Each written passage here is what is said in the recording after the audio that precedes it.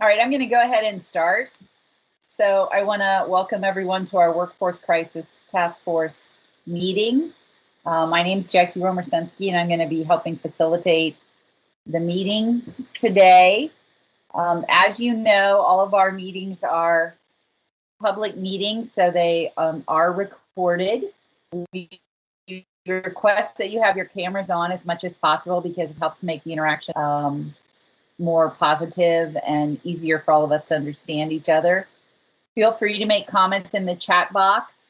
If at any point anyone notices there's a hand raised or something in the chat box and I'm missing it, please feel free to point that out so we make sure that everyone feels included and has their chance to talk. If you need assistance with closed captioning, you can go to the top of the toolbar or wherever the toolbar shows up on your screen and you see those three dots, and there's a place there where you can turn on live captioning. So our agenda for the day, I should also say guests are welcome, and we always do have guests on our call. So guests are here to observe, and they do not actively participate, but we welcome you and are glad that you're here to listen. Our agenda for the day is we're going to spend most of our time talking about proposals that the group has started to generate. So we've got 3 on the agenda today to go through. And we also have had a request from some of our association members to spend a few minutes looking at a workforce shortage letter that is their intention to pursue. So we have a little time on the agenda today to cover that as well. I also want to start off by thanking those of you who sent me some revisions to the last meeting's notes. I really do appreciate that. It helps us make sure that we're really accurate, and I appreciate your attention to detail and your assistance in that. All the changes that were pointed out have been made, and those corrected notes are now posted on our shared drive. So thank you for that, and I appreciate anything going forward. If I miss something or misrepresent something, that we get it right. So I'm going to call the roll.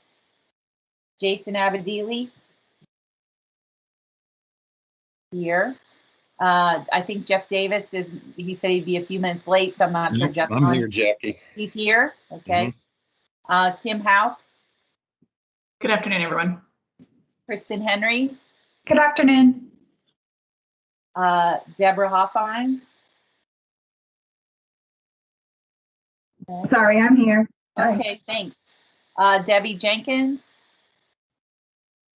I'm here, Jackie, and I've got Jason Umstott with me. Okay. Willie Jones. Yes, good afternoon. Kim Kelly. I'm here. Hi, Kim. Teresa Cobalt. Here. Pete Moore. I'm here. Rivo Murnix. I'm here. Julie Short. So Julie has let us know that she will probably be only able to participate sporadically. And we, of course, shared that we would welcome her whenever she is able to make it happen. Janet Steffen. Hi, guys. Bethany Toledo. I'm here. Gary Tonks. Here. Nate Turner. Hi, everyone. Jason, Debbie already kind of said hi for you on your behalf. There he is. Renee Wood. Hi. Hi, Renee. So we have pretty much a full house today. So the first proposal we wanted to get some updates on was reevaluating provider capacity. We need to get updates from the sponsors and where that's going with some of their work.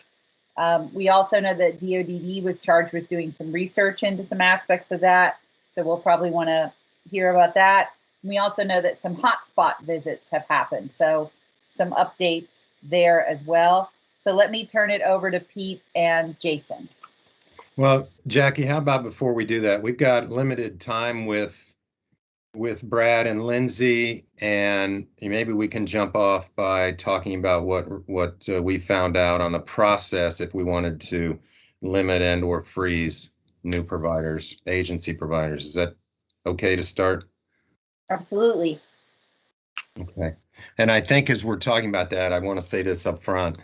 And in hearing that there is a rumor out there that has spread and it has caused some anxiety about a desire or attempt to limit or freeze independent providers. I want to be very clear. That is just that. That has never been our intent or desire in any way. The conversation around a moratorium or a freeze was around agency providers. If that has been misunderstood or the department or me have not been clear, that always makes me sorry and sad that people get anxious over something that is not real. So I want to be clear as I can be that that's not, at least from the department standpoint, part of our discussion. And I don't want people to be worried. There's enough to be worried about without worrying about something that's not real. Okay. Thank you for that clarification. All right, Lindsay, you want to kick us off then? Is there anything else you wanted to say, Jeff, before we got going? No, let's do. Okay. So as the director said, one of the proposals that we reviewed from this group is a proposal to close the front door to agency providers. We did a little bit of work on our end internally and looked at our options, and it looks like the way to do this is to file an application with CMS, which is called an application for 1915 B4 waiver of fee-for-service selective contracting. It's a readily available public document. I'm happy to share it with anyone that wants to see it along with the CMS technical guide. We had a very preliminary discussion with NASDs last week on Friday and talked about the use of this form and their experience with it and use with other states. A couple of things that we learned that we think is helpful to share at this point is that we could limit it to specific counties or regions. So if we identified, say, 8 or 10 counties that we needed to close the front door on, or one region of the state, we could limit this application to a region or a county. Alternatively, we can make it statewide, but use surveillance and monitor. Perhaps, Cuyahoga, we close the front door and then everyone goes to neighboring counties and Cuyahoga needs more providers, and we can adjust it. So we can have it statewide and adjust it as the needs of counties fluctuate. So I think that those pieces of information are helpful as we go down this road.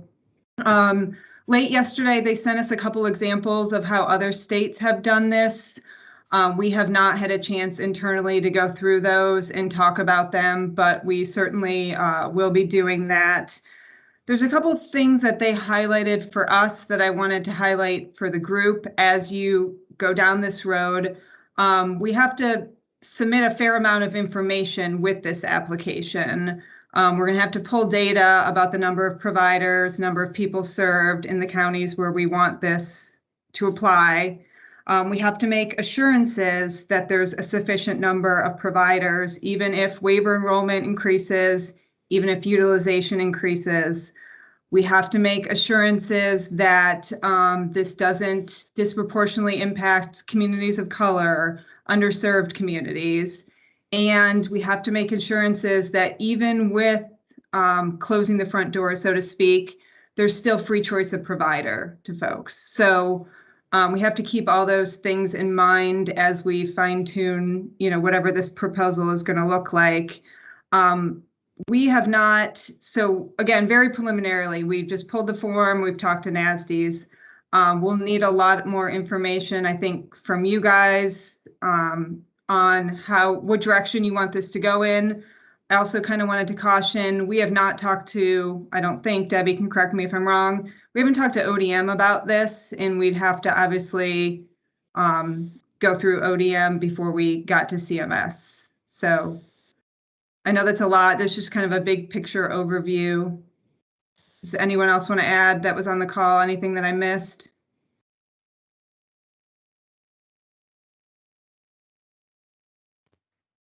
Well, I was on the call, but I don't think you missed anything. I think that's well said. Lindsay, can I ask a question? This is Gary.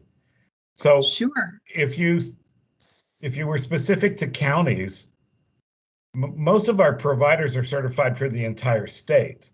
Would it be, because we're talking about shutting the front door, would be where the home office of the agency is, or would you have to restrict where a provider could provide services? I think it would be the latter. We'd be restricting where they'd be providing the services. Oh, okay. That's going to be challenging for our families to grasp, I think, because many of the larger providers are based here in Columbus and have expanded statewide. And We're not I just talking about, Gary, providers that are doing business today. Okay. We're not talking about that. It'd be, okay. It would be, I'm assuming, I mean, I don't know that we have we don't have a definitive ask, but it would be, if you're not providing we'd have to think about where, for example, a provider clicks the box and they're in, they just click this automatic box and I'm in all counties, but I have no intent or capacity to provide service in all the counties that I've clicked, right? So Okay. we'd have to work through that and see, but I assume we're only talking about newly certified Right. providers. Right. That's Thanks my for assumption. that. Yeah, thanks for that. So maybe your program could only allow them to click on certain counties. Okay. In fact, just to be clear, I believe we have removed the button that says all 88 counties. So it has to be, each county has to be specifically selected for new providers.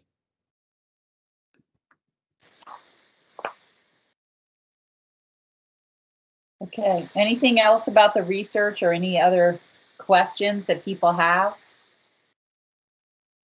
I have a question if I could ask it. Mm-hmm.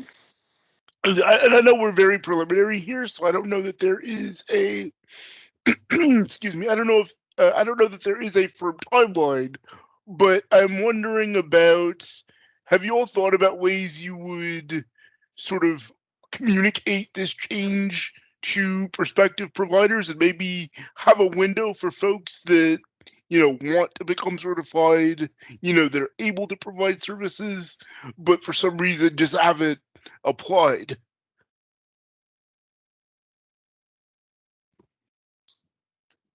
Nate, I don't think we've had any discussions like that yet. Okay, thank you.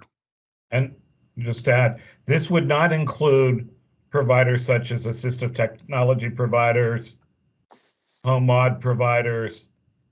I think it's only those that employ DD specific staff. Well, I think we want to be crystal clear. One is, we don't know what we're talking about. Okay. I mean, I haven't seen a proposal that says exactly this, exactly here, nothing like that. Okay. We don't, I mean, whether we're talking about just HPC, whether we're talking about adult, I mean, all that is, I think, definable, can be determined and definable in the request, if we were to submit a request. Okay. Mr. I don't know how long it takes to become an agency provider, but there must be some in the pipeline. What about those who are already in the pipeline that have done all the work to become a provider? Yeah, I think this wouldn't go into effect. So if people are applying now and they get certified, this would go into effect once it's approved, if we got it submitted to CMS and once it's approved. So there's still going to be a lot of time for people to continue to apply until we get this into a place. Yeah, I guess what we mean is at some point in time. you're gonna know this is gonna happen. Right. So at that point in time, what happens to the people who are already applying? Well, I think we'd have to work out some of those details. I think anyone in the pipeline could continue to go through, then whatever date this comes in, if it's closed in, say, 8 counties, they would have to apply to work in the counties that aren't closed. But again, a lot of those details we have to work out once we figure out what direction we're going with this.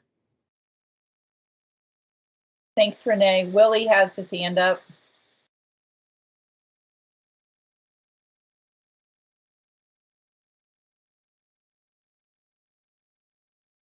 At least I thought you did. Do you have? Is your mute on? There we go. There you Yeah, I go. have to, because there's so many details with this and a lot of questions, perhaps it should be a smaller sub work group that could work on it to address that, since you have a pretty tight agenda today and probably with future meetings. Well, let me segue it over to the people who drafted the proposal for their updated thinking. And then to your point, we can talk about how do we go forward with more detail. So Jason and Pete. You or me, sir? You want me to go, Jason? Either way. Go ahead. You're fine. I'll do it in less than 60 seconds. There are not a lot of providers admitting anyone residentially. Vocational providers are closing. The pandemic has made it very difficult to hire. The workforce is about a fourth to half of what it used to be.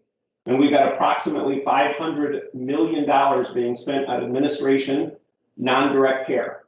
We don't need 4,000 providers. New providers, agency providers, only take money away from direct support, which we already don't have enough of because we don't have enough money. Agency providers are going to fail. They're going to continue to fail, and they're going to continue to close. Natural attrition will break the system down.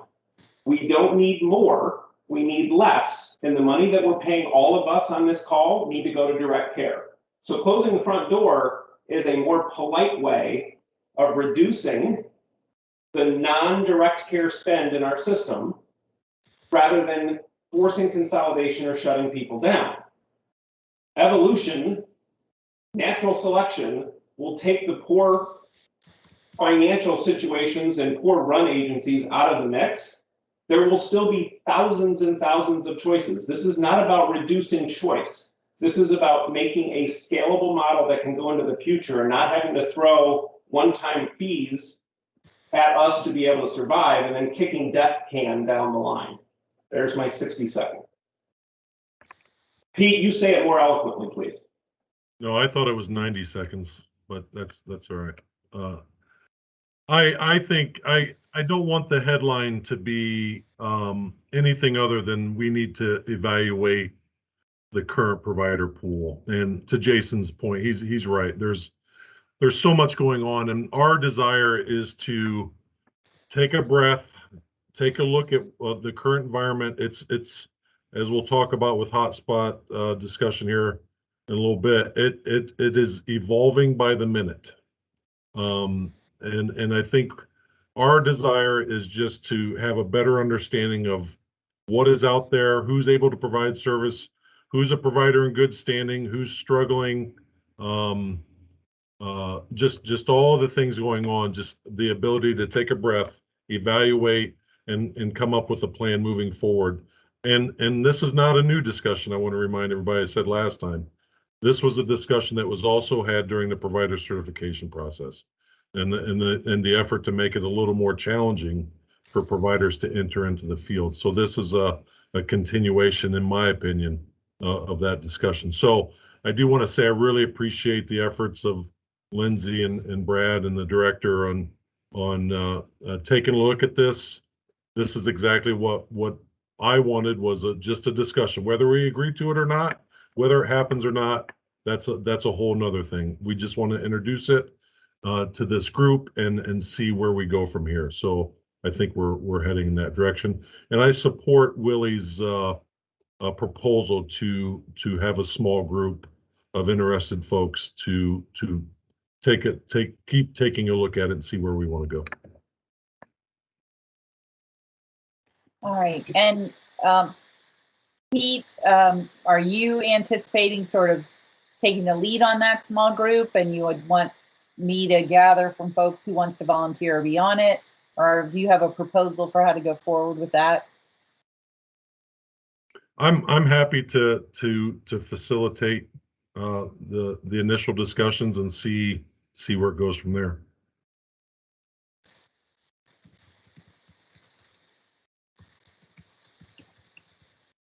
Okay.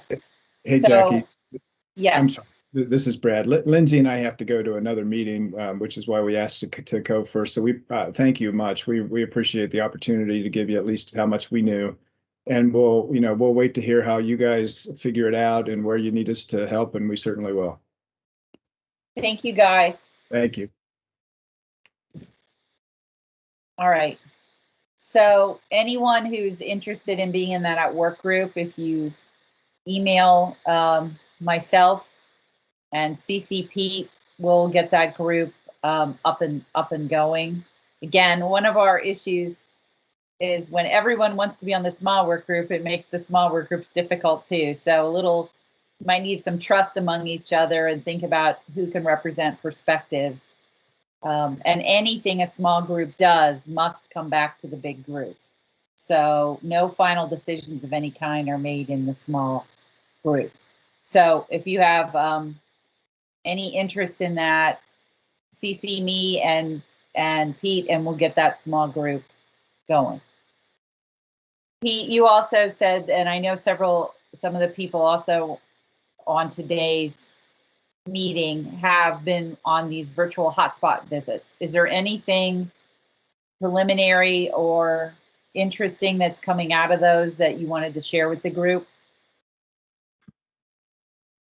Yeah, they have been in-person visits. That was one of the main goals of this. And we were able to visit last week. We visited Seneca County first, Marion County second, then we traveled to Licking County and to Perry County. And I know I'd like to also invite Jason Umstadt, as he was a part of this as well, to offer any comments as well. So, for me, and it was eye-opening. And I think it's important that we all make an effort to get out there as much as we can to interact with folks. It informs our decisions, our actions on groups like this, and I think it'd be a good policy for any DoDD work group, whatever this subject matter is, whatever the policy we're working on, to understand how those changes or those policies impact the people receiving services and their families. So we went to speak specifically to county boards, providers, and people receiving services and their families. And we had a very simple list of questions. We talked about fears and concerns. We talked about what kind of support they're currently getting, what you want to continue, what you want to stop from both county boards and DoDD angles. If you could fix this, if you had a magic wand, what would you do? And that garnered some interesting results. I have all the notes that we took up on my wall here, so I can take a picture and send it to all of you. But the themes were very consistent across all of them, as we kind of anticipated. We're worried about not only the continuation of services, but also the quality of those services that are impacted by the workforce crisis. We had a lot of discussion about what people should make who provide direct care to the people of Ohio. We talked about, are we going to lose ground on, will MUIs continue to be filed as they have been in the past? Will paperwork be pushed aside in order to maintain a minimal level of service? It's all the things that we've talked about are confirmed. What was alarming to me is that we have a serious problem with, and I think I understand it, but we have a serious problem with people who are more that are more challenging to provide supports for, that are being disenrolled, given notice to. This is an alarming trend, and I think that we talked to some parents that were directly impacted by that, who had services for many years, and now those services are no longer offered. And we can get into all the reasons why, and I'm happy to do that. But I think it's, for years our approach has been to just give more staff to these situations, and now the staff aren't there. And a lot of these folks that we're serving that needed a more specialized level of service, it just hasn't been existent, or we haven't been able to support it, or however you want to look at it. But it is alarming, and there's some parents out there that need, some families that need, as Gary alluded to in an email, that need immediate support, and we have to do whatever we can to help support those folks. And I'm not, I think we have to figure that out sooner than later. Because like Gary said in a recent email, I don't know if everybody saw it, and I won't speak for Gary, but the natural supports, where's the safety net after the natural supports get tired? And that's concerning. And even independent providers, we've met one mother that she's an independent provider for her own son, but has no backup. There are no natural supports. There is no break for her. So how long can she sustain that? So it was very eye-opening for me, and very heartwarming in many ways, but very, very much we need to be determined to fix these issues immediately. I'll turn it over to Willie and whoever else would like to. Hey, Pete, and everyone, this is Jason. If I could just add real quick that, I really think that the format that the group used was very good. For those of you that don't know how they did it, obviously they met with county board staff first. We opened it up to our staff who wanted to attend. I think we had a really good group of people there who expressed their concerns of what they're seeing on their caseload loads, and I felt that was very good. And then they brought in the family members, the parents, the guardians, the individuals, and they asked us to leave, and I think that was important. They needed to be able to speak freely and not feel like they were offending us, and My understanding was that was going to happen with when the providers came in as well. But I was really I actually came in towards the end of the provider session, and because I looked in and saw that my staff was in there, and then I heard that the providers from Licking really wanted the county board staff to be a part of that discussion. And I felt that, we've tried for many years to really build that trust and camaraderie and just really develop that. And it was that moment that I felt like we were there, or we're making headway. Since the meeting last week, I have heard absolutely nothing but positive remarks, just about really about the fact that, families felt like their voice was heard. I had a very lengthy call after the meeting with a parent who called me and talked for probably, it was over an hour, and it wasn't about his frustration. It was about, he expressed that in the meeting, but it was really about the fact that we cared enough, and the department cared enough, and to really to have these meetings and to solicit this feedback. So I don't know exactly all the questions or the comments that came out of the family session yet. I haven't heard those yet, or what I missed from the provider section. But all I can say is that, people really appreciated the opportunity. And I think what we can take from those comments and build off of is really valuable to this group, or will be valuable to this group. Thank you, Jason. And I failed to mention Stephen Beha, Stacy Collins, and Ann Wisen also attended. And I agree with Jason. You could tell. I had parents walk out. I think it was Marion that just commented. It was just nice to be heard. It's nice to see a group of people, including DODD and a couple trade associations and others that just wanted to listen. And we made it very clear that's what we want to do is listen. So certainly want everybody, Steve and Stacy, if you're on, and Ann, to also talk about it. Pete, do you have any other visits scheduled, or how are you moving forward with that? We have visits this week on Friday, we're going to Mahoning and Portage. And next week is Montgomery and Warren. Okay, great. And then Teresa, I see, has her hand up, and I also wanted to loop back to the question you put in the chat room, Teresa, so that was answered correctly. So I don't know if that's what your hand's up for or something else, but Teresa, jump in. Yes, it was something else. And I might be jumping the gun, but Pete, everything you just said, I feel like, let me think about how I want to say this. The tone of everything you just said, the content, the level at which, like emphasizing wanting to hear from families and people with disabilities, what you heard feels really different to me than the letter that was drafted. Really different.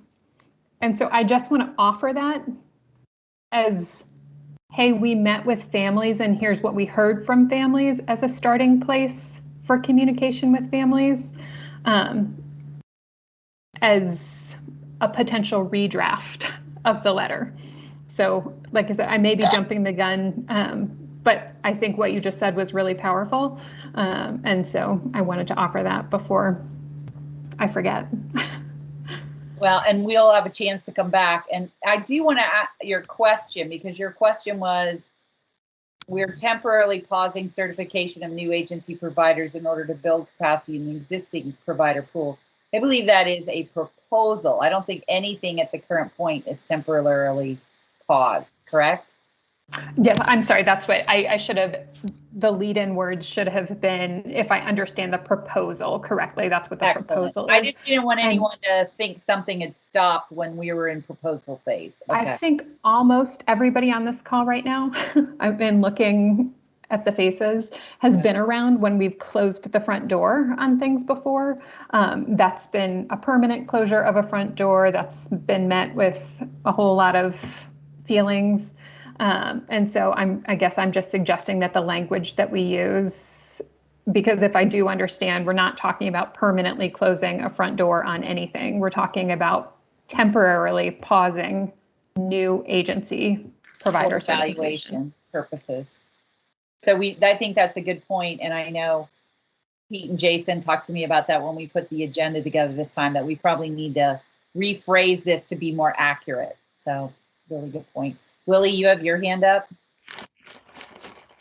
Yeah, just a couple things from the other takeaways from the hot spots. And I think, we had parents with kids as young as 12 to some parents in their 70s. And it was the same issues or concerns with the discontinuation of services. And when the providers had to do that, they've done it in a heartbreaking way, because it was the only way they could do that, to do the 24/7.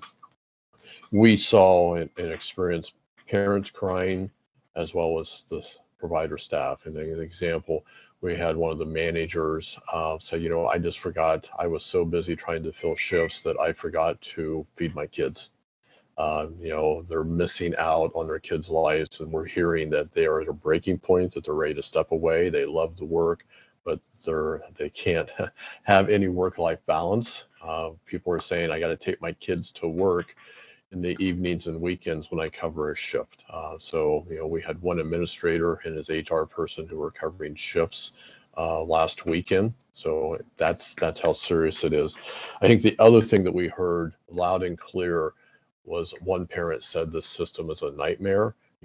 It's just so complicated and so difficult. I just got another email from another parent, we are so tired that you make us jump through so many hoops. It is so complicated. So I think one of the things is that both DODD and county boards to start doing a reassessment of all our processes to look at what can we discontinue or to at least make it more efficient, because it's just tearing up our families as well as our SSAs. So it's just amazing how complicated we have made our system. So that's not a proposal, that just needs to be an action step that we work on both at DODD and through our county board system. Stacy and Steve, I know you had lots of observations. If there's things that you would like to share.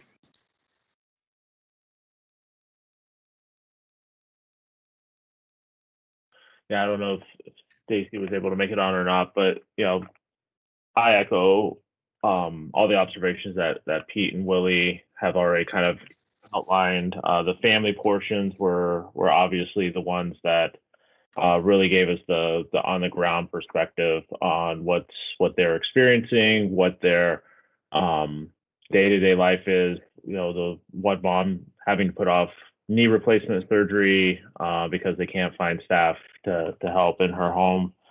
These are all stories that a lot of us have within this time, and so it's something needs to be done, as Pete and Willie have already said. So I don't think that's anything that was lost at all.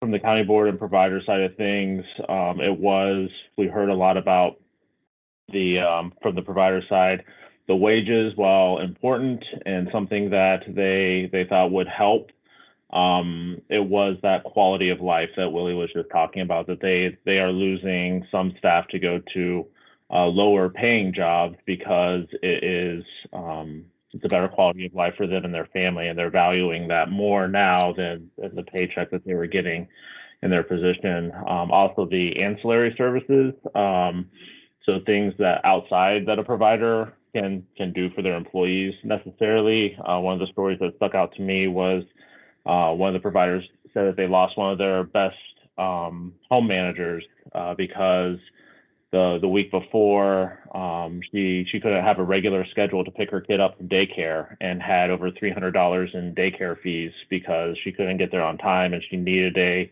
regular schedule to be able to continue doing that. So it's a lot of the outside things as well. From like a systems perspective, I think one thing that stood out to me was we know that the workforce crisis isn't specific to us, but in the way that it's impacting services is, I'll just give an example, home health aides that are normally paid through direct Medicaid, they're experiencing workforce shortage as well. So where somebody who has a level 1 waiver and could have a DSP from an agency drop in every once in a while, but have home health services do their medication administration and those other services, that they are no longer available either. And so that's putting an even additional strain on provider agencies who have to now cover that portion of the service package as well. So I think those were my big takeaways as well.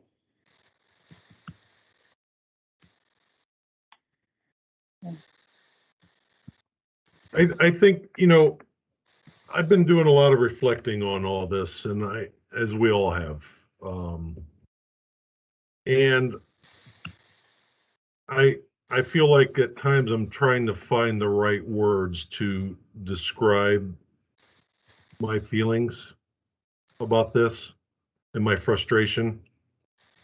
It is time to reset our system. I know that, and I've heard it from I've worked all over the country, done work all over the country, and Director Davis and I have talked about there's people in other states that say, man, Ohio has got it right.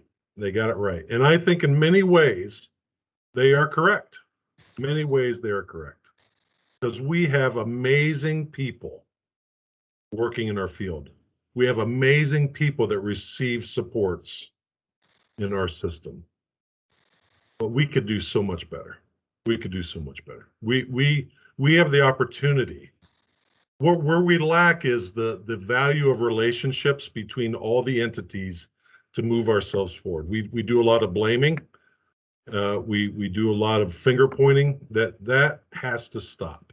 And we said at the beginning of the pandemic, where the relationships are best locally, you will see more success than where they're not. And that has proven true time and time again through this. And we've seen where the relationships locally have transformed through this and improved, and we discovered our ways. We have a lot of people that want to be unleashed to do great services, but to be honest, we strive for compliance, and we're not striving, as someone put it yesterday, I met with a provider yesterday, we're striving for a C when we should strive for a B and an A. And absolutely, our system has contributed to the workforce situation that we're in right now. And we have to start to try to figure out how to change it. Either start from scratch or whatever it is. Let's start. And I think I could go on and on here, and I won't. But it's serious. It's serious, and I can't express it any clearly than that. I told a provider yesterday, forget all the rules. Do whatever you have to do. If you have to commandeer an elementary gym and move everybody in to keep people safe, then that's what we got to do. But that's the situation out there in some of these counties. And I feel horrible saying that. I don't want to say that, but if you have no staff, what do we do? I think we should make a call out to our communities. We need your help. Let's have a giant potluck every day. And there's people out there that need your help. We've had a lot of debate. Should we talk to the dispatch about this? I don't want to talk to the dispatch about this. They're not going to help us and probably will make it worse at this time. I think we need local conversations. We have to give people a toolkit on how to survive this thing. Survival. Then how do we thrive 5 years, 10 years down the road? We need to survive and thrive. So sorry for the rant, but I guess I was searching for the right words. Renee?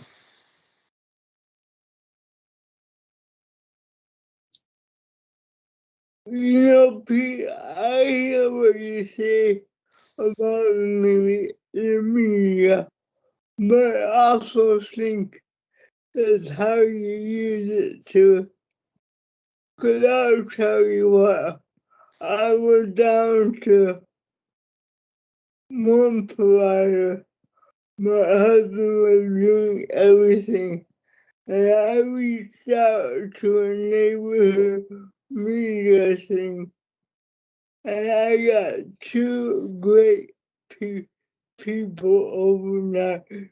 So it really depends on how you use the media.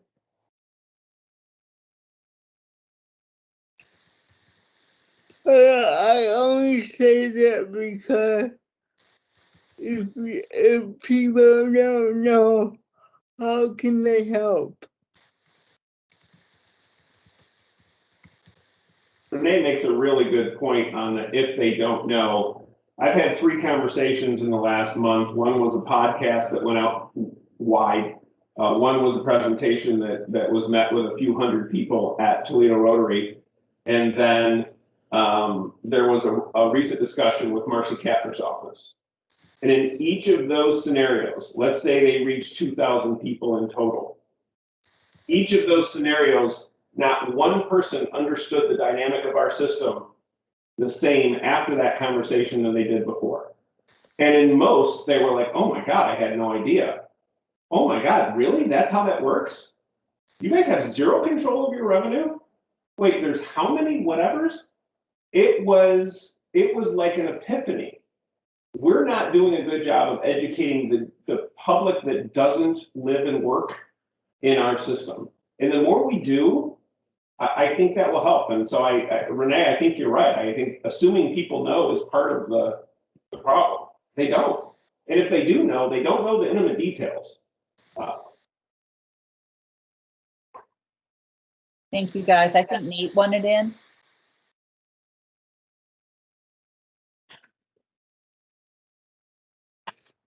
Nate?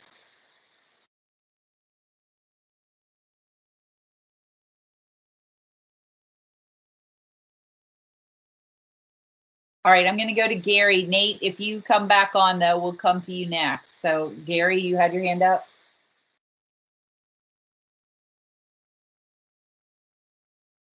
Gary, you're muted.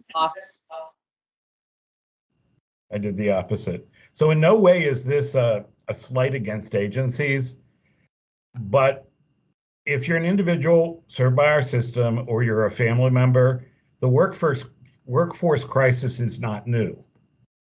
You know, so much of our discussion has been staffing facility-based services, which are needed, desperately needed. There's no question about that. But I think we've got two issues. We've got a long-standing issue of I'm alone in my house, either as an individual or I'm alone in my house with my loved one, and there is no backup. There never has been backup. I can't find a provider. Agencies won't support me because I'm either on the level 1 or the self, and they can't afford to send someone in for just 5 hours a week. So the letter, and I know we're not there yet, but it didn't seem to acknowledge that we as families have been in a crisis for decades, and that somehow we don't know there's a crisis. I mean, I know I can be offensive, and in these meetings I get emotional, but that's usually because I've just visited someone whose child has beaten them senseless. Or had the one meeting that I couldn't attend was because the young man had ripped through the drywall and was eating the insulation. And that's after he beat on his mom, to the point where I believe she will be dead unless we can get some support. And she's at a point she has acknowledged. Imagine you moms and dads saying, I don't want my little boy to live here anymore because I fear for my life. And I cannot find a residential setting that will take him because he's a danger to himself and he will be a danger to anyone he lives with. The county board has offered 2-on-1, 24 hours a day. We can't find 1-on-1. Every single door in that house has a lock on it. 3/4 of the windows have been broken out. Mom locks herself in her bedroom every night so that she can get a little sleep. And I can't help her. And I see your faces. You can't help her either right now. I told Jeff last night I got a call from a mom with a 6-year-old boy who is terrorizing, and she's afraid will kill her other children. I mean, I know you encounter this, but it's not new for families.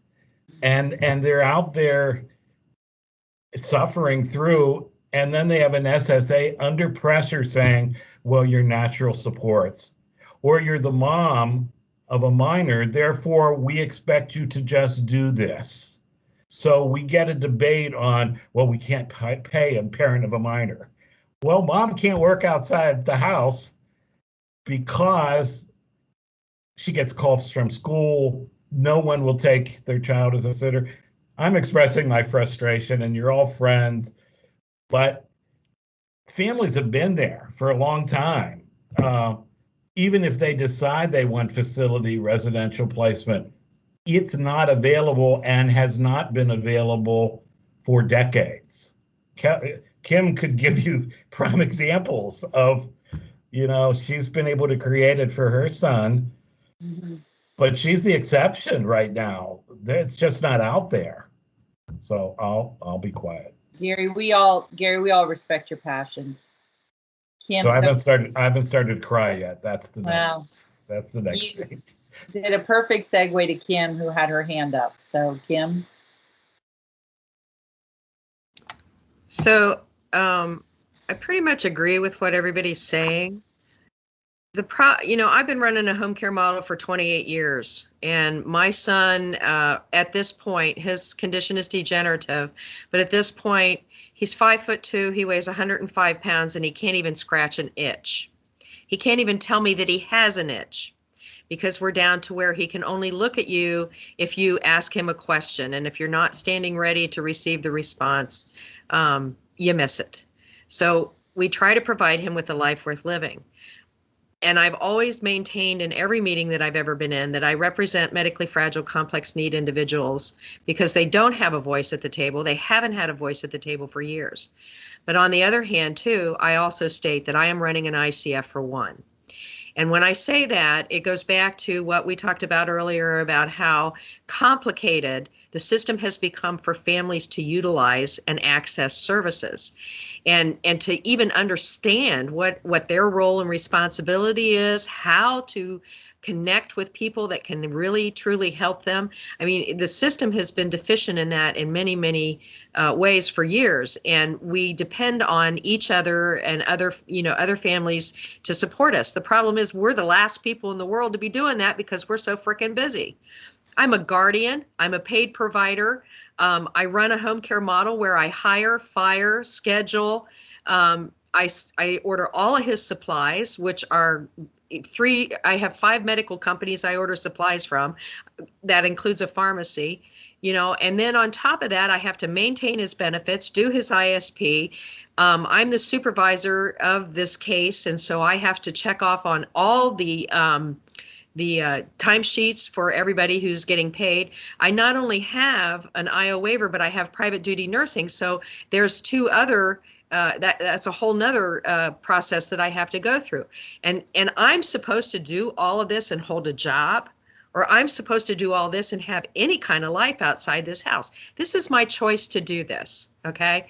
And I'm 66 years old. And I'm looking at the fact that I don't know how much longer I'm going to be doing that because I have healthcare issues. But I also look at the fact I don't know how long my son's going to live.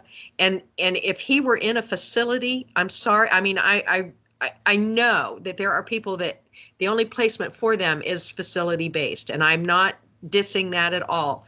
What I'm saying is that if my son was in a facility, he would be an afterthought and probably dead, because he's very complicated. He's got a rare genetic mutation that we didn't even discover until he was 27 years old. He's 33 now. So when we talk about system reset, I want you to take into consideration that there are families who have situations like what Gary talked about and what I just talked about, who while we're sitting and we're making all these rules and we're writing it all down, and putting it out there for FAQs and whatever else, we need to understand that not everybody is me. Not everybody can handle what is being thrown at them. And so we either have to completely rethink how we disseminate the information, because I really think a lot of it is just a lack of communication. You have untrained SSAs, you have people who have biased against the families because they're squeaky wheels or for whatever reason, but we have to put all that aside and we have to start looking at, it may look good on paper, but can you implement it? And I understand that when a rule is written, because I've been working with the waiver work group for multiple years, and I was on the committees really early on with the IO waiver rewrites back in the 90s, and I'm just thinking that a lot of what we put in paper is not implementable in a home and community-based setting for all people that are being served. How do you write that rule? I don't know. That's on you guys. But I do think that we need to really stop and look at, and as Pete said, look at what's going on in the families, in the home and community-based setting, because that's where a lot of us are receiving our services. And we have kind of been overlooked in favor of, agency providers. I've used agency providers in the past. I've been an IP. I now work for an agency because I didn't want to do the IP thing. So I have it from all perspectives. The only thing that I've never done is put my son in a facility or in respite.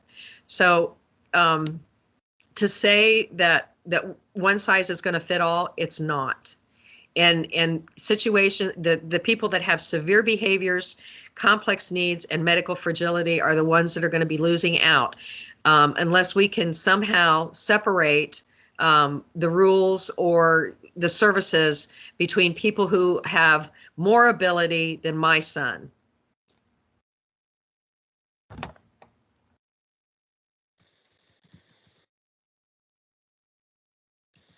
Well said. Thank you for that. Teresa? I'm sorry. I might be starting to talk too softly. Teresa, did you hear me? No, I heard you. It just okay, always sorry. takes me a minute to remember where unmute is. I just hearing what Kim said, and then some of the previous discussion, and then Willie's comment. And the one thing I do want to point out, and again, this ties to the letter, which I know we're going to get to, is, I mean, maybe this is the rumblings of a proposal. We have, we made some changes to allow families to get paid for delivering services during this time. Kim just said it. I actually have 2 colleagues in not a huge office that have both had to reduce their hours significantly just in the last 3 to 6 months so that they could provide services for their adult children. So Kim, to your point, I mean, I think it is happening more. I think families are the response to the workforce crisis at this point. And they're doing it at literally their own expense, both in terms of, Amy had mentioned in the chat, their mental health, their financial well-being. We know this already about families who have a member with a disability, and it's typically the moms that leave the workforce and or significantly reduce hours. But we've not, to my knowledge, had any discussion about how to compensate that then, and how to just acknowledge that that is a response to the workforce crisis, and how can we just say it is and pay for that, rather than having people really have to significantly change their living situations, their financial situations, and have some long-term impacts that will, ultimately have an effect on our system too. So I'm just going to throw that out there, and maybe that's like I said, the rumblings of a proposal, and Kim and Gary and I, or whoever is interested, could maybe talk more about what that might look like. Okay. All right. Before I go to Renee, I just want to go back and see if Nathan is still on, and if he still wanted in when we couldn't get him on earlier. I'm not sure if he dropped off the call, maybe, with technology. He might have. All right, Renee, you're up next, and then Willie had a point to make. I wanted to jump in what Gary, I think it was Gary who was talking about the overcomplicated system. And I just wanted to include what Kelly was saying, but part of the problem with the system is they treat almost everybody the same. We gotta start differentiating from people who can do some of their own care, people who are not complex, and we cannot treat them like they need everything that somebody who is complex has. And my point to that is that I can hire somebody in a day because I'm not on labor. So I can find somebody, I can interview them, I can check the background, and I can hire them.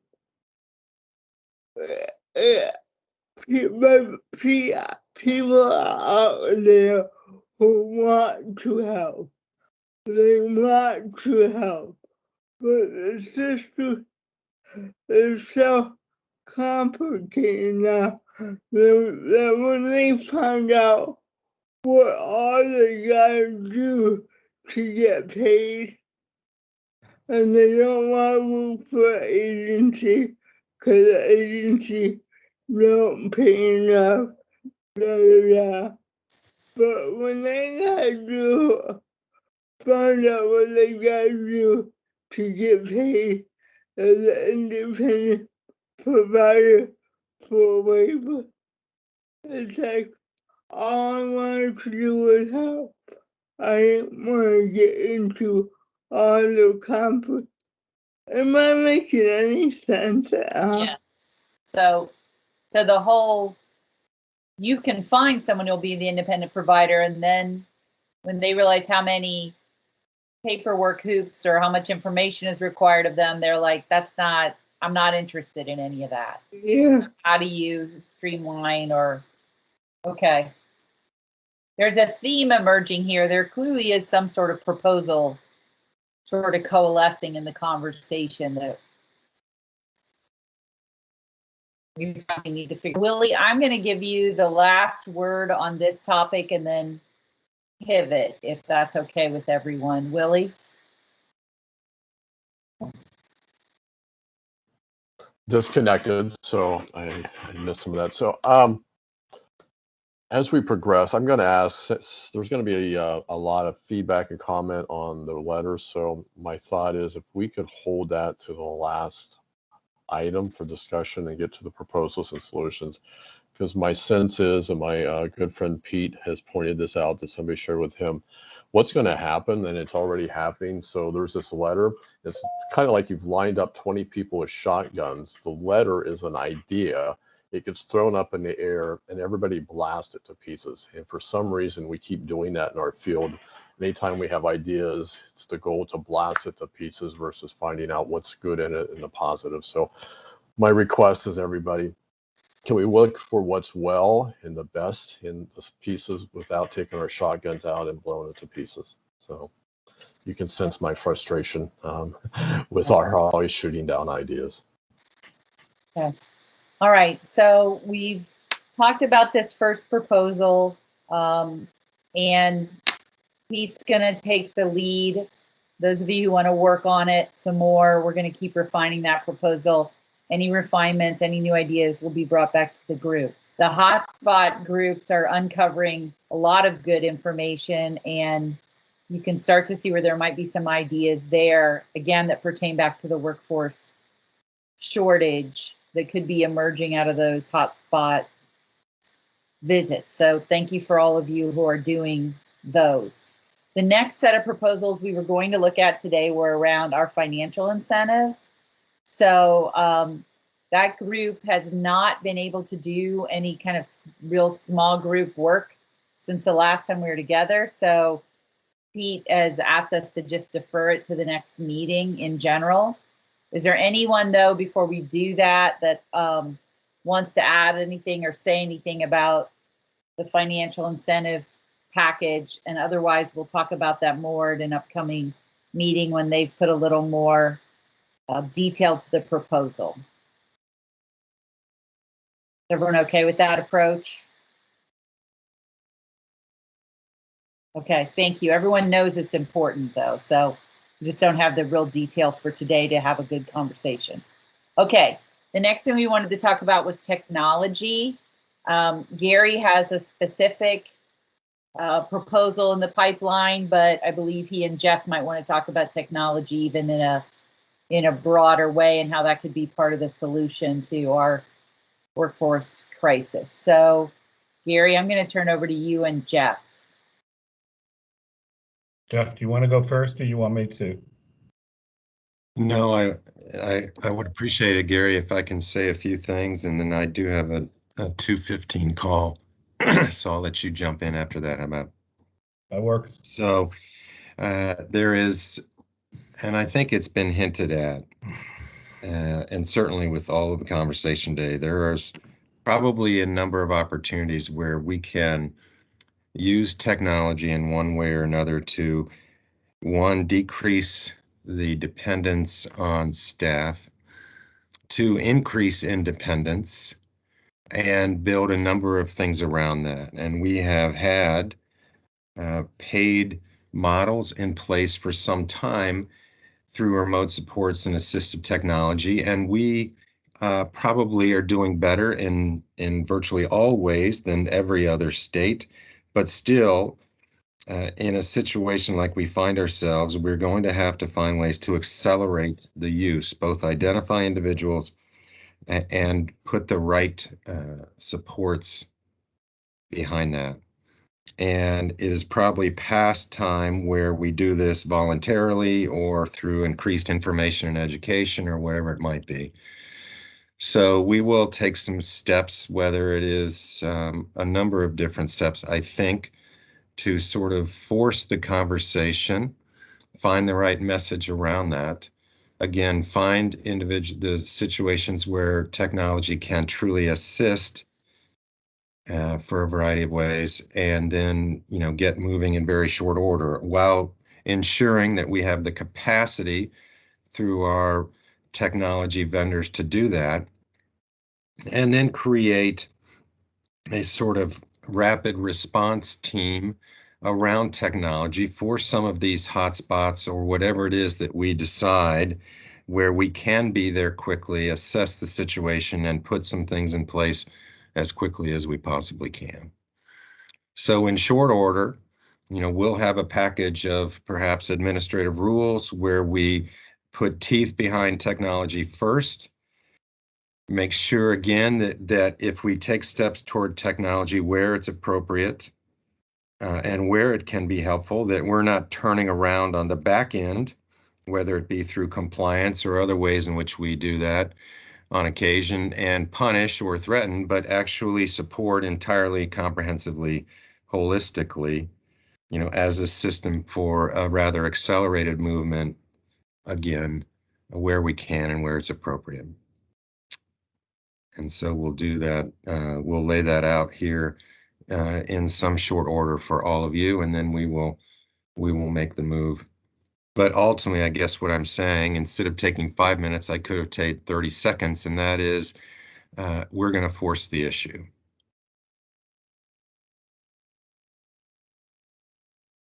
Sounds good.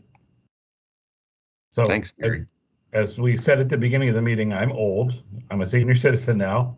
You're older than me, actually. Yeah, that might not by much, buddy. Not by much. So I got a call at least a decade ago from the department and the county board saying, we want to begin promoting technology. I, as a paternalistic type of advocate, said, well, what about privacy? What about this? What about that? And our initial response as the ARC was, no way in hell. And then we met with people. We met with self-advocates first. And to a person, they immediately said, Gary, I would rather have a camera than a staff person sitting on my couch playing with their phone. So it wasn't people with disabilities. It wasn't the individuals we serve. We then began a process of promoting technology with our families. They were hesitant, but for the most part, especially the younger families, it was, well, why not? When we stopped talking about surveillance and remote supports, and we changed the name from remote monitoring to remote supports, most of our families were okay in certain circumstances, but it was the marketing on a local level from their SSAs that concerned them, because it came out like, well, we're doing this because we can't find staff, not this will provide more independence and support your son or daughter. Because remember, the sons and daughters had already embraced it. I gave Jeff an example last night. I got a call from a parent in Montgomery County last week whose adult son lives in a 4-person group home. The staff, they're 24-hour staff, but it's on-site on call, so the staff can sleep at night. But her son has a job, and every morning that staff, the overnight staff, is supposed to wake up and take her son to his job. She got a call early that morning saying, no one's here. The staff person had left in the middle of the night. We don't know how often he had left, but the point is, he was cognitively, he was aware enough to be able to call his mom when there was something going on.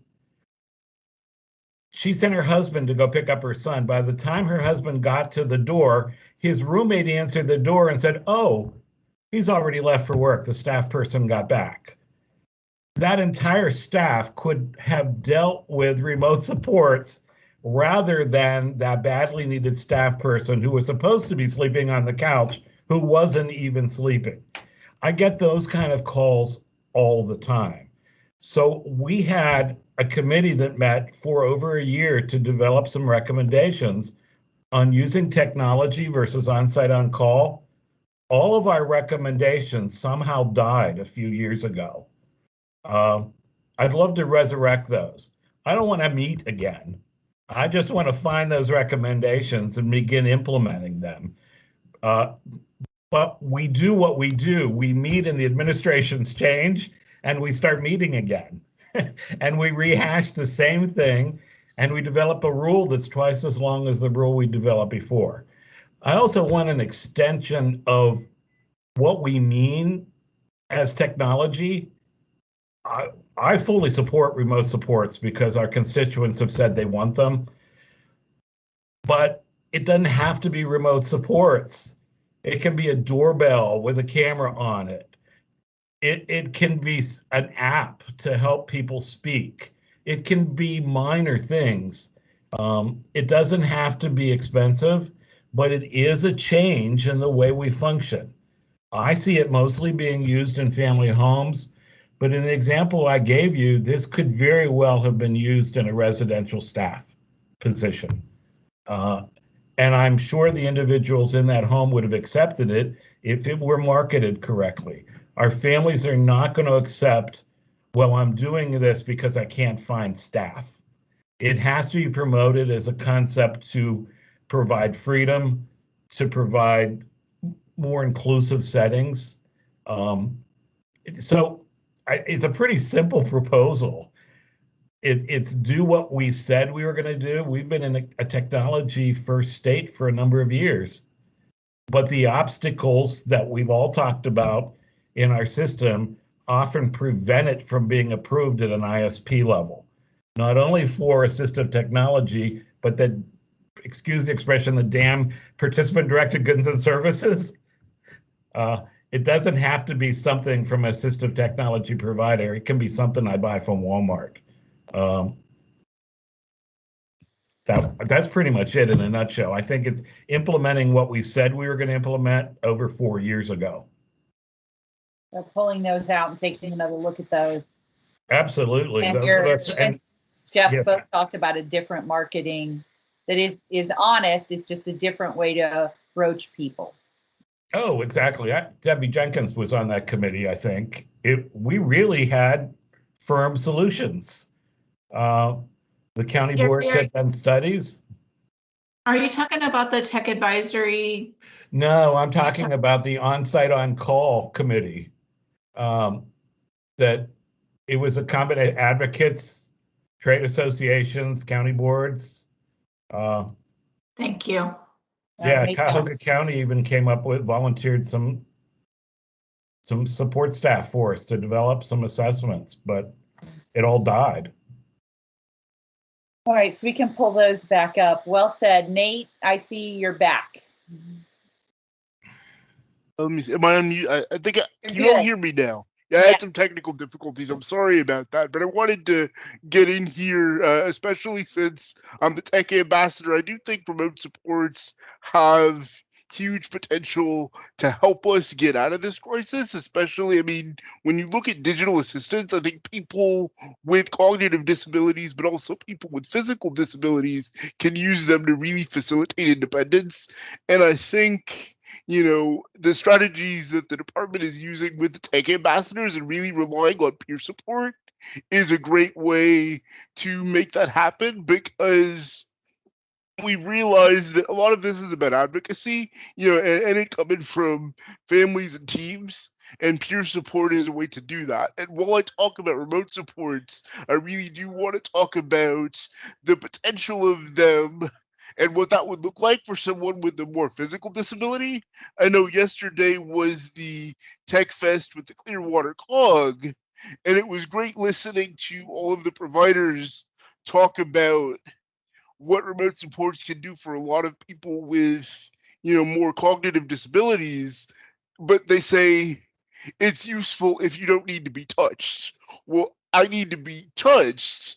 And I think the department really needs to collaborate with other government entities and look at ways that remote supports can really help people with physical disabilities, because folks with the highest levels of functional limitations are the ones I think that are in many ways at the brunt of this crisis, and really dependent on help for these types of things. So if technology can help me get out of bed, that would give people like me so many options and choices not to have to rely on staff support. Hey, So Nate, yes, Nate, this is Gary. I'm sorry, I didn't mean to interrupt, but That's is there a fine. possibility you can include families, parents in that Tech Ambassador program? What parents are telling me is the parent doesn't relate to you because you're articulate, very verbal, and so as I said earlier, I don't know that we need to convince people that use the service as much as the parents who are going to veto the service. And I think parents need to talk to parents somehow. It worked for my kid.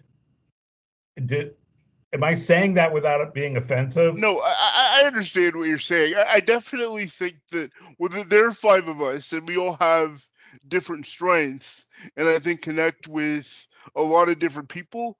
But you have a very valid point in that connecting with individuals and families, I think, is something that we're continuing to try and find ways to do better. We've only been a thing since, the beginning of December 2020, and we've had a great several months, and we're continuing to make those connections. But yes, you are right. We need to connect with families, I think, to help with the buy-in as well. And that could be an evolution of that program or a next step kind of thing. I just wanted to jump in on what Nate was talking about. Sometimes me and Nate have side conversations because we're both in the same boat. Wouldn't it be great if there was a robot, some kind of a robot that could pick us up and put us in the shower? I mean, it might cost a lot of money, but if we had that, we could cut down on staff so much. I mean, just stuff that we could do ourselves. Because I know somebody who can get herself in and out of a lift. She got a lift over her bed, and she can get herself in and out of that lift. She can push a button, and it takes her over to the toilet. It lowers her down on the toilet. It can get her in the shower, and and she has a bidet on her toilet, so she's independent, toileting herself. Just something that would be totally amazing. Yeah. It would be. And the impetus for this is that, as I said, the people with the most functional limitations have the highest cost burden on the system. So I think it's incumbent on the system to try and figure out ways that technology can really help people with physical disabilities live more independently. And I know that I don't know like where the model would be. I guess I'm thinking about, maybe how the VA would use remote supports and help some of those folks physically access their environment as, potentially a model for us to look at as we integrate with our community partners and rely on technology more across our services. You know, they used to say that about me, about what they say about Nate, that I'm different because I'm articulate and I don't have a cognitive disability, but I have my own issues that are very, very real. I live with a 78-year-old caregiver who uses a walker now, trying to get me in and out of bed.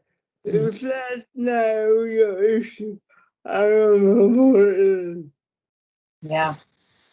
Right. And we get calls all the time from our aging parents who want their sons and daughters to stay at home. But as Kim mentioned, we're both in our 60s. Once you hit that 60, you're just not physically able to do as much as you used to be able to do. Doesn't mean you don't want your loved one to stay home. And especially our senior citizens are more willing to do unpaid supports, but they need wraparound supports to help them. We spent a year advocating for someone in that age category to get a higher changing table for her son. We couldn't get it approved from durable medical equipment. And it was just but she wasn't able to lean over to the lower changing tables to change her son. Yeah. She had the lift, Renee, but she needed a flat, higher level that we spent a year trying to get. And in that year, mom's back got worse and worse. And it goes back to that complication. The team thought it was a good idea, but you've got to find the least costly alternative and try to get Medicaid to cover it first, and they won't cover it because their standard table is their standard table. So Gary, what do you this hear? beyond, we don't have to plug it in. I'm sorry. No, it's okay. So I hear the department's willing to take the lead on bringing some real proposals forward for everyone that they want to aggressively pursue.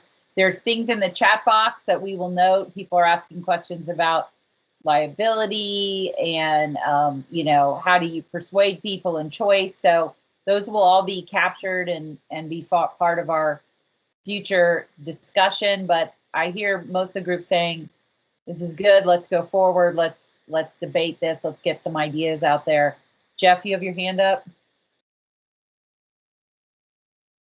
I do. Thank you so very much. So I appreciate that, Jackie. And just to follow up on what you're saying, I think we all realize, but I'll say it out loud. To do something like this in the scope with the sense of urgency that we're talking about requires a couple of things. Capacity on the part of on the part of our technology vendors. Fully realize, and I think I said it earlier, that we have to make sure that if we take steps like this, that we don't come around, that the system, meaning the department and the counties through their compliance efforts, don't come around the backside, MUI, all of it, and punish. I fully understand that.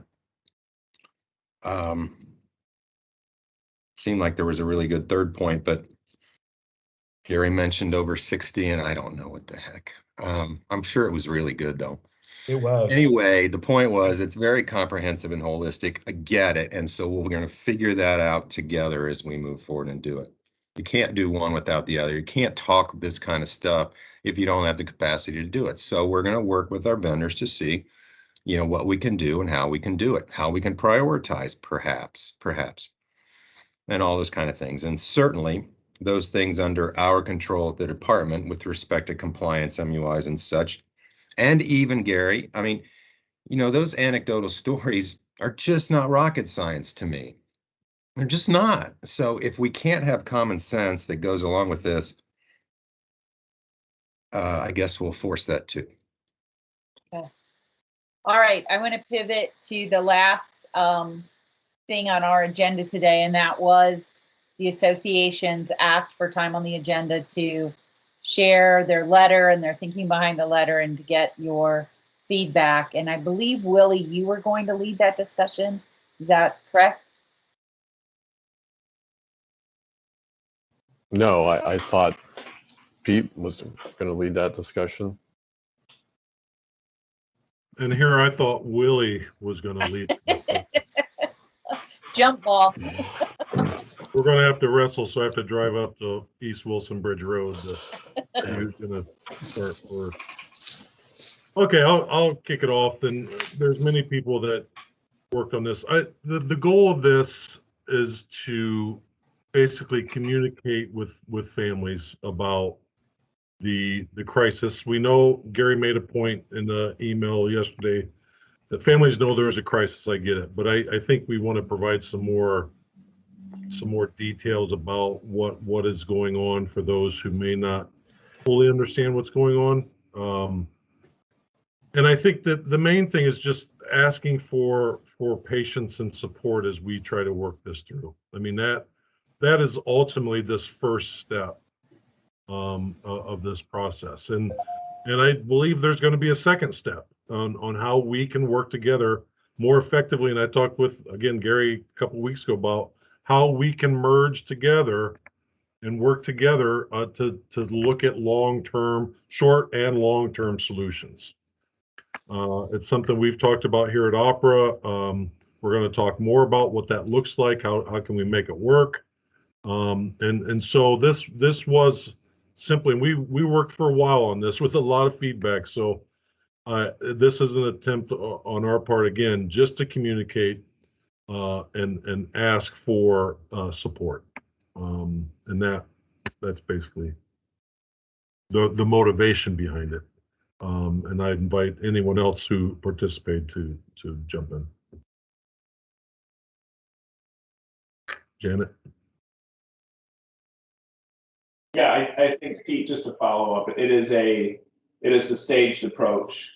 The initial draft, I admit, was an all-in-one, and it was a call to action from the families. We have pared it down. We think collectively that educating first, and then slow rolling into a discussion and then a call to action, whatever that happens to be, is probably a more prudent approach. But for Gary, for your comments on historically how, I would say many, not all, you used the word all, I think all parents, I'm not a big fan of alls or nevers or things like that, but I think for the parents and guardians and families and people with disabilities, not everyone understands what's going on in the system. Not everyone understands why homes are being closed, why agencies are being closed, why openings are not being filled. I don't think everyone understands it. And this is a precursor and a start to educating that process. So when someone is providing natural supports and they can't get assistance, why? Well, this is a start to explaining why. There are good and bad in everything. I don't agree with the concept of, all agencies are bad, ICFs are bad, HPC is the only way to go, or vice versa in any of those statements. But when you need help, and the largest among us can't provide help because there's no staffing, and there's no staffing because of X, Y, and Z, this is a multifaceted process. And if we don't start educating people, we have no chance of change. So to Pete's point, this is a call for patience, but also a bit of an education. It's the first step. You can't ask for people to help you unless they know what's going on. And yes, it's from providers, it's from associations, but we're here solely for the purpose of serving the people who need to be supported. We want to do it the best way possible. And when you can't, there's a moral and ethical obligation to explain why. Hiding is not an option, and blaming is not an option. This is not a blame game, and this is not a finger pointing exercise. This is just an explanation of reality. No, and I don't want you to take that I'm blaming anyone or Willie's comments about blaming. This was, and I don't want to into wordsmith, but there were certain words in there that families are going to find offensive. So it is what it is. So I'm okay. I just, so who does this letter go to? Does it just go to families served by residential settings? Does it go to families on the self-waiver that have never used their waiver? Remember, we had 600 people a couple years ago that were at risk of losing their waiver because they had no providers and they had never used it. So it's like of a logistic kind of thing. Who does the letter go to? Well, our system is in crisis, right? So it's a statewide issue. So the focus should be everybody that we can touch. So even if I've never used the system, Willie, that's... Well, people are coming and asking for services and they can't get any services because there's no staff. So the other thing I wanted, Teresa, you had mentioned some comments on the letter. One of the things we're discussing doing is going back to some of those hotspot visits where we met with the families and also maybe doing a video interview with them to bring their story to life, because then that has a lot of power to help, as part of Jason said, provide education to folks inside and outside of our system.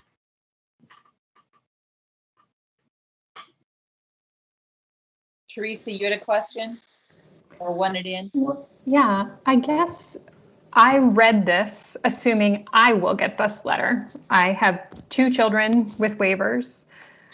This struck me very much like the letters I get from Medicaid, and barring my involvement in this system and my education, I would stop reading this letter at a certain point, solely because of the readability level.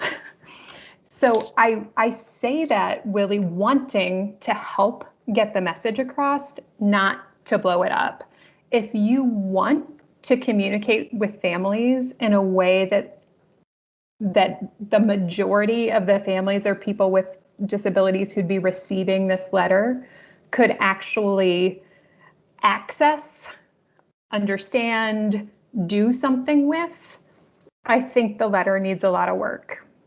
So I think starting from second grade, front page of paper, I mean, that's what they always say, right? But you can do, I mean, I didn't do it. If I ran this through a readability or even an accessibility format, I can guarantee you it's way out of the realm of the average Ohioan that will be getting it. It should be in plain language, and it should be at the 6th grade reading level. So those were 2 things that struck me too, Teresa.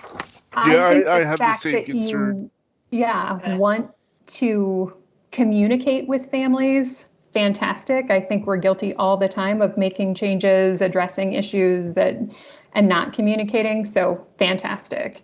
I think wanting to say, that we are meeting with families, we're listening to families, here's what we're hearing with families, we know this is going to be a process. I mean, I think all of that, fantastic. Some of the other things in here, I don't know. If I did read this whole letter and I heard that it's going to take a 50% increase in rates, not a 4%, I mean, some of that stuff, I just don't know what your hope is in communicating that, or kind of to what end we're communicating some of those things. So those were if I got this, I'm wondering what I'm supposed to do with it. What if it really helps you accomplish that if communication is the goal and people don't read the letter, have you accomplished the goal? Those are the things that strike me. And like I said, that felt really different than the listening, learning, working together comments that were made based on the listening sessions.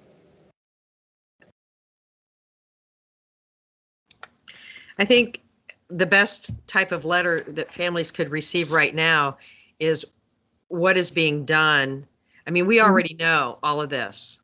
Most of us do. Anybody that's on social media knows what's going on. I think this letter will probably not be received well by at least the families that I have personally been working with over the years. I do think that there's some good information in here, but as Teresa pointed out, they don't understand when you're talking 4%, 3%, 30%, they don't understand any of that.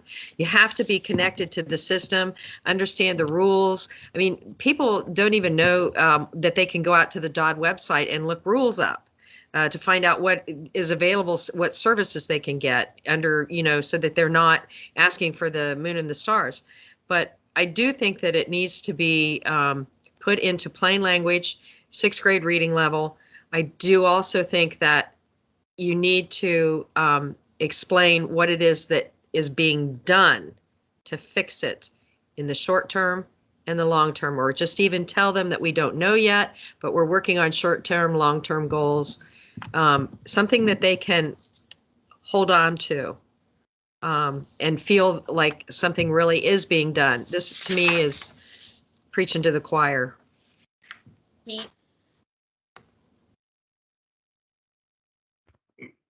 Jackie, may I ask permission to Adam Herman to say a couple words just about the answer?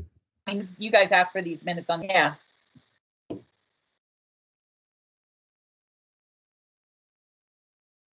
I don't know if technology is Teams going to let Adam or one of the guests speak. I'm not sure.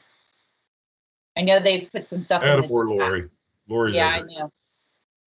I don't believe it is. I've been trying and I can't figure out how to change that. Teams is set up that if you're not one of the members, your audio is blocked. So I know Lori has put in the chat room a little clarification on some of the letter distribution, and Willie has got some comments there too. So Willie, I don't know if you have any. Yeah, Jackie, can you, hey, Prior, can you make Lori a participant? And then that way, I think in the past, that allows them to talk. Yeah, I don't think I have that ability on my toolkit. Kim, I don't know if you do. We have solutions. We have solutions. This is one of those tech things we just said we were going to get good at. Hey, there she is. Hey, friends. How's everybody? Yeah. So Adam is on, but since we can't figure out how to be participants, good feedback today. Appreciate it. Kim, Teresa, others. Willie and I had already said about an hour ago, Teresa, that we definitely would want to amend the letter to talk about these listening sessions, and that we have people going out, and they'll be going out more and more to listen to families and share what we are hearing. Great suggestion. This letter was written, well, it's been 2-3 weeks ago. It's been in the works before we went out. So that's good feedback. Kim, to your point, many families do know that are connected like you are. There are families in the Netherlands who are not connected and seriously do not know about this and find out there's a crisis one day when the staff don't show up. And they think it's just their county. And then they think, well, it's their superintendent or their provider. So this is to really help everyone understand it's a statewide problem. Adam and I agree on the readability. And again, you all know when you get sucked into writing a letter like this, you know, we're all in our own way, we all get way up too high in the clouds and we need to bring it down. So we will bring it down to a more readable level. Some of your suggestions were spot on, and we will do that. And that's why we brought it to the group today.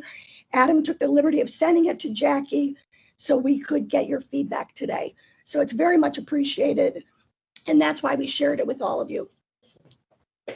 Thanks, Lori. Janice, did you still want in? I mean, no, not really. I think everybody covered it. I think just to, to justify the length of the letter is because the situation is very complex. And I, again, as everyone has said, I appreciate everyone on the call being in tune with what's going on. But I can tell you from on the ground level, there are many, many folks that don't get it.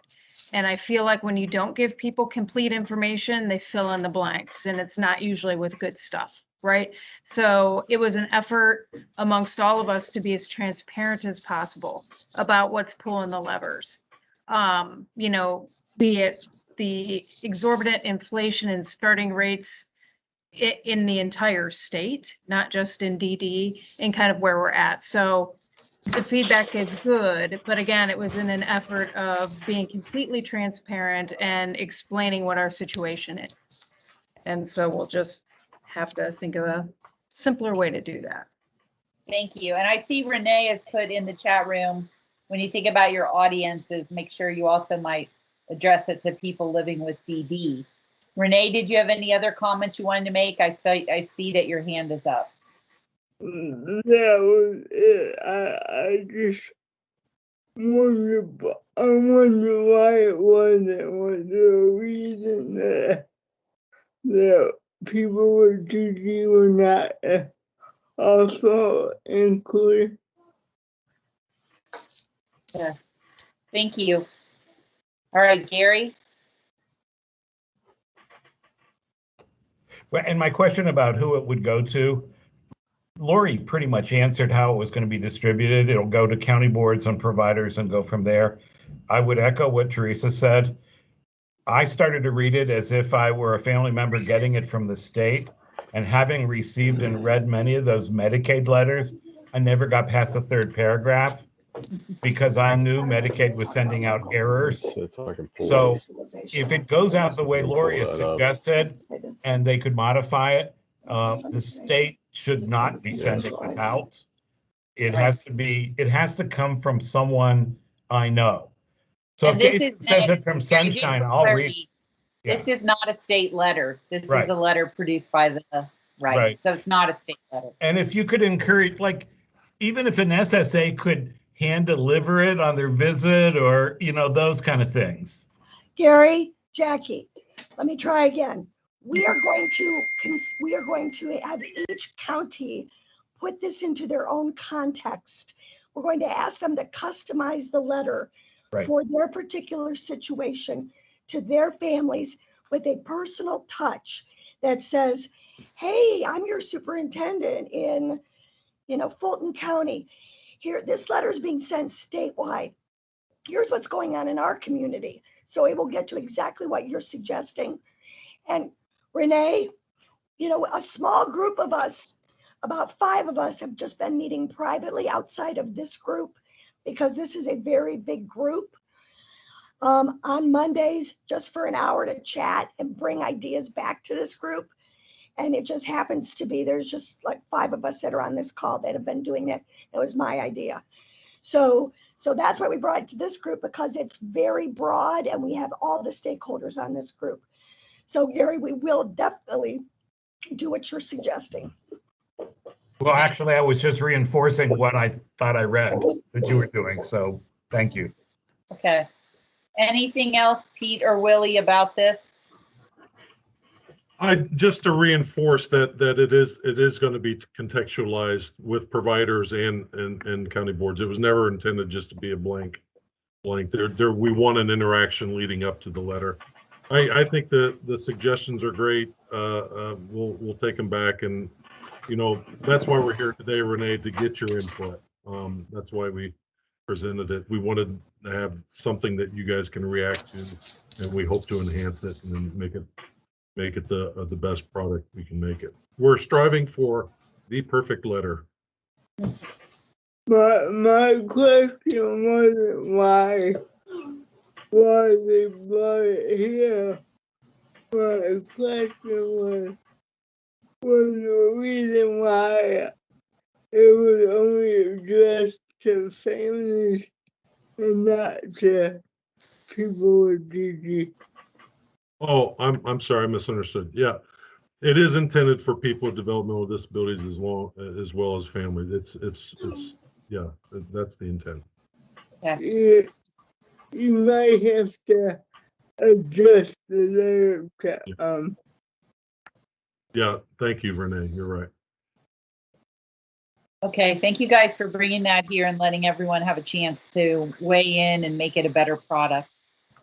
So for next time, we're hoping that we'll have some technology to talk about. We may have some updates on the financial. We'll keep working on the reevaluate the provider proposals. We have a few other proposals in the pipeline. I also want to say that one of the assignments I got a week or so, 2 weeks ago, I think, was continuing to think about how do we process through all the proposals, etc. So I've been doing a lot of thinking about that, and I've reached out and chatted with a couple of you about it, and I'll probably reach out and chat with a few more of you. So if not at our next meeting, the following meeting, we haven't gotten 100% into the rhythm we want to get into, I'll try to bring some ideas so that we keep being productive and move forward. So is there anything else to the good of the order before I throw it back to Jeff for closing? Heath. I did the real hand raise that time. Yes, I know, and I saw you happened to be on my screen. So I thought. And I'm not going to rant too long here like I did earlier, but I just want to clarify a couple things. That I believe, I know this because I talk to the provider community every day. I'm referencing something that Kim put in the chat earlier, and I just want to clarify that we are focused on the success of the people we support. I mean, that is a priority for us. And our board approved, we have 4 guiding principles and a foundation statement. And the foundation statement approved by our board, approved by our members, is we are focused on the success of the people we support. And I don't want that to be lost. We want to start with what the services that people need and our ability to provide those services. And that I can't be as clear as that. So I always keep that in mind when we're speaking here. And I also think that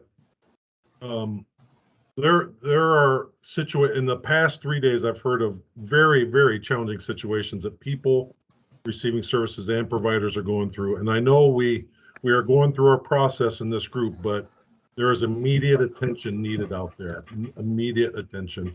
And we have to also stay focused on that. I'm not saying we're not, but we're having some big discussions that need to be had, but we have to always be agile and respond to those situations. That's all I had. Thank you, Jackie. Thank you. All right. I think let me throw it back to Jeff then to wrap us up today. Jackie, thank you. So I have been repeatedly continually reminded of my particular failure to accomplish the removal of the required GED and/or age limit. And so in response, we will go back at this, and I think we can do this. Well, we will get some of your help to do it, but I think we can do this perhaps through a sort of time-limited waiver of the rule, which is within the prerogative, I think, of the sitting director. And so we'll put some parameters around that in short order and get your response, and then find out how your advocacy can assist and see perhaps if we can turn this around relatively quickly. Was that in English? Yep. Thank you, Director. We appreciate it. All right. Anything else for the good of the order? All right. We'll have some subcommittees working, and we all next meet, I want to say September, I should have had that in front of me. September 8th, is it? That's right. September 8th at 1 o'clock, but we'll all be continuing to work and chat. One thing, if it's okay, I'm sorry. No, go ahead, Nathan. No, while he talks about reform with the GED, I also think at the same time we could look at maybe if someone has educational experience and using that to qualify for the experience related to the longevity add-on to get a head start with that. Okay, got it. And if you want a proposal, I can work on that.